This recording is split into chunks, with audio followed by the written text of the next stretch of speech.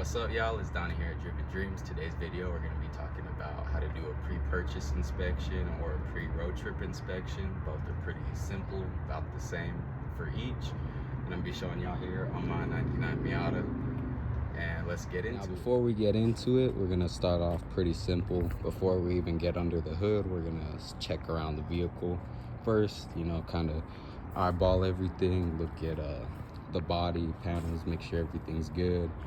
Look at all the gaps, make sure there's no unusual gaps or anything that might indicate it's been in a wreck. Obviously, I did the front end swap, so there's like little weird gaps here because of my rubber bands, but that's just because the way I have it set up. Nothing out of the ordinary. This is actually a straight frame and everything, but like I said, you're just gonna walk around, check all these gaps, kind of make sure they're all even and nothing looks out of the ordinary. And as you can see, all the body panels and everything look pretty good. Everything looks good and straight, nothing out of the ordinary. Look for scratches, things like that if you care about it. If not, move on. And next up on our checklist, we're gonna look at our tires. To do that, this car is lowered, so we got to get a little bit lower, but when you check them, do check all the way to the inner tread. So we're gonna get under here and we're gonna check the inner tread. These tend to wear more. You're gonna check the inner and outer treads. These are called the shoulders. You're gonna check these, make sure these aren't bald or anything and wearing more than the inner tread. Typically if these inner or outer shoulders are wearing more, that indicates an alignment issue, especially on the fronts. So you'll check that out, make sure everything looks good and straight and everything's wearing evenly, because if not, then you're most likely going to need an alignment. You can also feel with your hands, feel for any feathering, cupping, anything like that, anything that seems out of the ordinary. And you're just going to walk around the vehicle and do that to all four tires. Another good thing to do while you're checking the tires and everything, if you do have a tread depth gauge like this one, be a good idea to go around on all four tires and check the tread depth. On these are about 7/32, still a good amount of life on these. These come new about 10/32, I believe, somewhere around there, but still lots of tread left in these. Typically for me, I like to replace tires at 2/32, just as a safety thing. Affects your stopping distances and everything, how the car handles. But as you can see, these still have lots of tread and wearing evenly, so I wouldn't worry about these. And like I said, I would do this all the way around. And when you typically measure for tire tread, it is a good idea to check it all the way around. I typically get this inner groove right here, the inner and outer groove, and then I'll also check in the middle, make sure they all read about the same. Another good way to make sure that your tires are wearing evenly. Now that we've inspected the vehicle all around for body damage and the tires, now it's a good idea to check the engine, make sure everything's running good and smooth and everything's healthy under here. To do that, we're going to start by checking all the fluids. And to start off, we're going to check for coolant. And right here you can see the line right here where the coolant's at. It's a little dirty, kind of hard to see, but you can see it's right between the low and the full line. That's right where you want it. It typically, it's a mix of water and antifreeze. It'll evaporate over time, and this little breather, it'll, lose some, especially here in the hotter months, it'll evaporate. So that's typically normal. You could top this off with distilled water or go get your specified coolant. This specifically is the green kind, the Asian blend. You're gonna search up, see what type your vehicle takes. This is the green Asian kind, of course. Next up, less important, washer fluid. If you're gonna take it on a road trip, you're gonna get bugs and stuff. You might need some of that. You can see that's topped off, still good.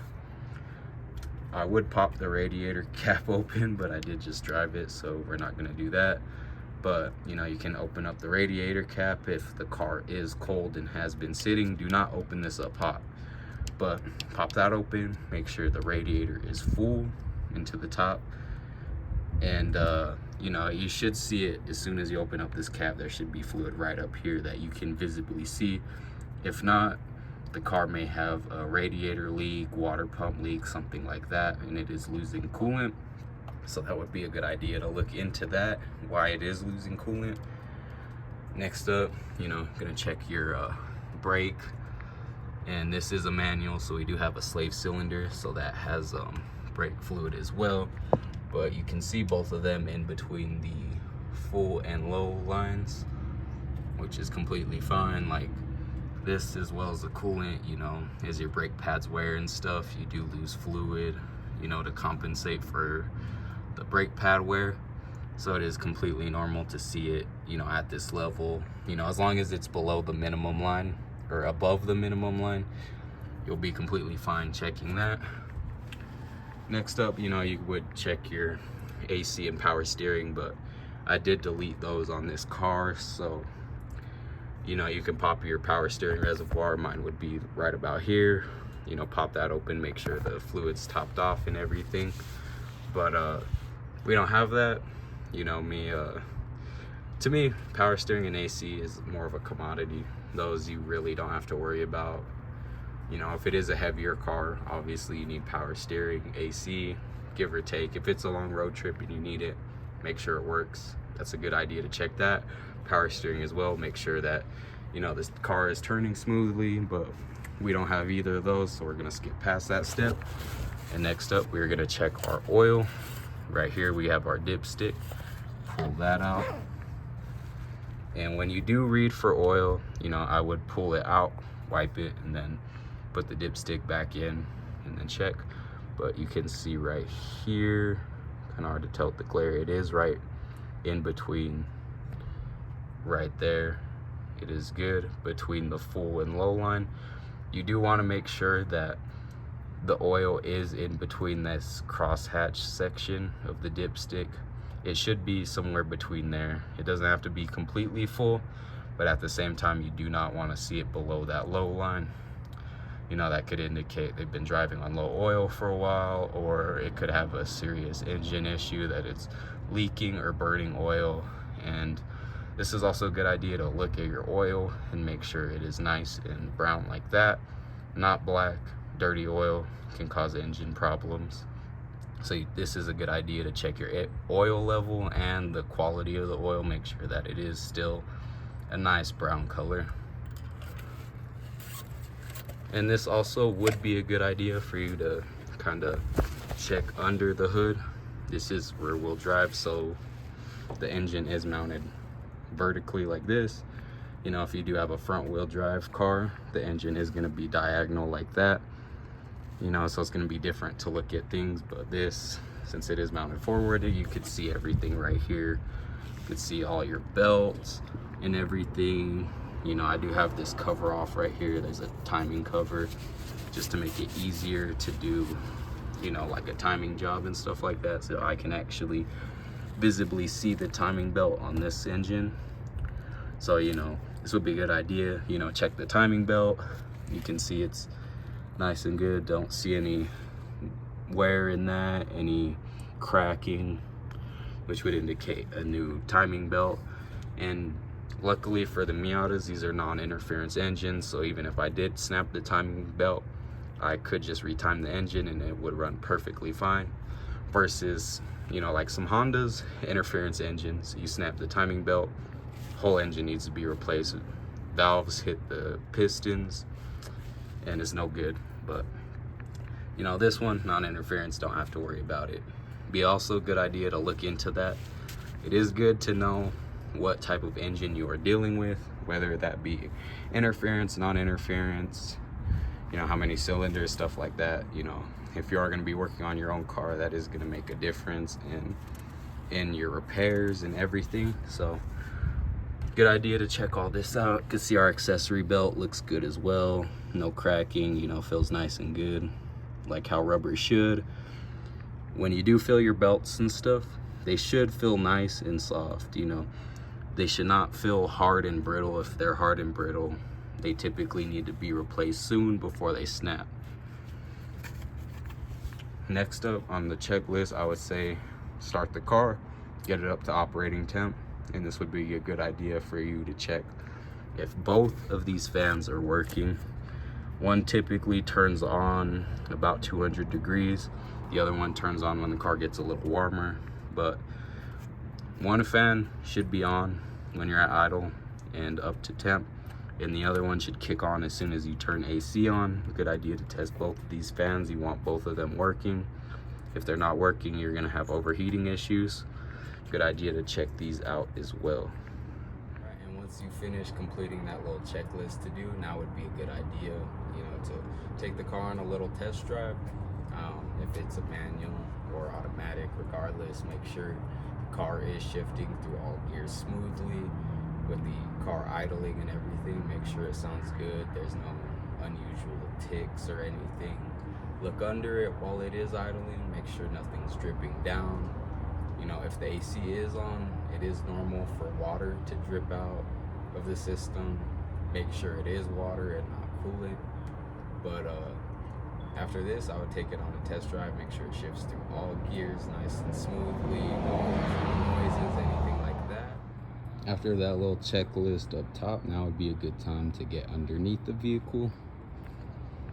Underneath is a good time to also check for leaks, anything like that. You can see a little oil buildup on mine from when I had my oil leak. Just haven't got to cleaning that yet, so that's normal for me, but you can kind of see firsthand what it looks like to have some oil buildup. You'll see things like this. Dirt will really stick to it and it'll kind of cake up like that. That's a good indication of a leak. Typically, this is oil. You can see the brown little tint to it. If it is green, smells sweet, it's gonna be coolant. You know, it kind of smells a little burnt, dark like that, oil. Transmission fluid typically depends. If it is a manual, it is going to be a darker color. They typically use gear oil, versus an automatic uses a clear, typically red sort of oil. And underneath the vehicle, also a good time to check suspension, all the bushings, things like that. Can see all these suspension bushings look good and check out. No bad bushings here. I actually did recently replace these control arms, so these are brand new bushings, but this would be a good idea to check if they're cracked, dry rotted, burnt out. Another good indicator to check, especially on the fronts for any tie rod play, is put two hands, one on each side of the wheel, and shake it. Make sure there's no left to right play. And here too, make sure there's no up and down play. Make sure there's no unusual sounds, knocking, banging like that. You know, here you can see there's zero play here. You know, I'm shaking this thing, no clunks, anything like that. Up and down,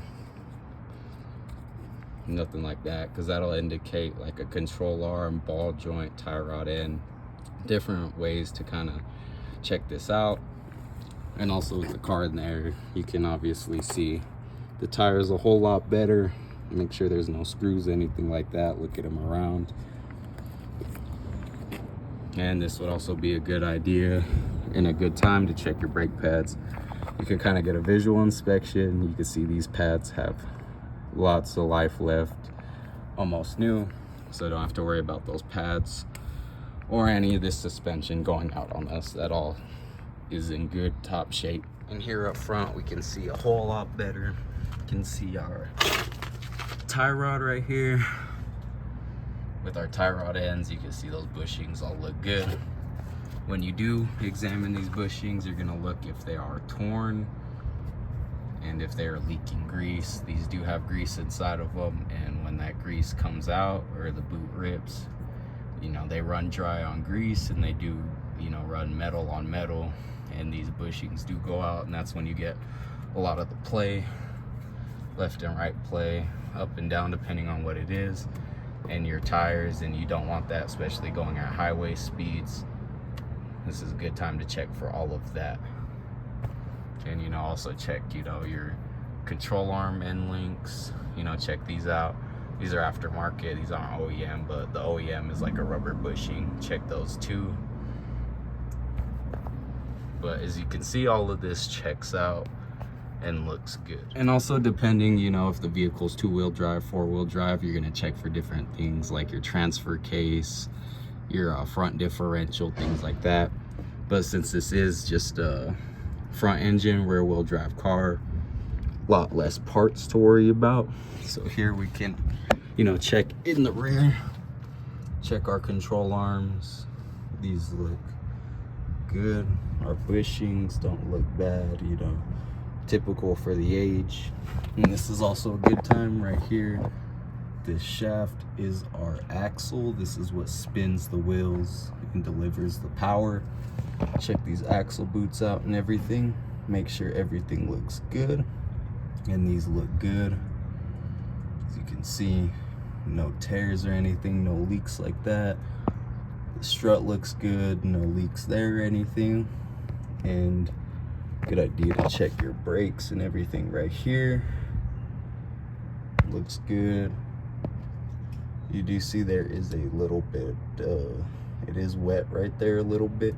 So that would be a good idea to check our brake system and make sure there's no leaks. It is kind of good I caught that. That is not good. You do not want any leaks in the brake system. That could cause you to have no brakes. So definitely want to get that looked at soon. And that is a good sign of things you want to look out for. Things like that look damp. That is something you want to look at and make sure it is not something that can cause the vehicle to be undrivable. But that was how to perform a pre-purchase inspection. I hope this helped you out, you know, especially if you plan on buying a vehicle from another state, you plan on driving it back. These are some good things to look out for, you know, that way you could plan ahead, see what parts you may need to buy, and you know, this can also help you with negotiating the price and everything like that. But I hope this video helped you out, and I will see y'all in the next one. Peace.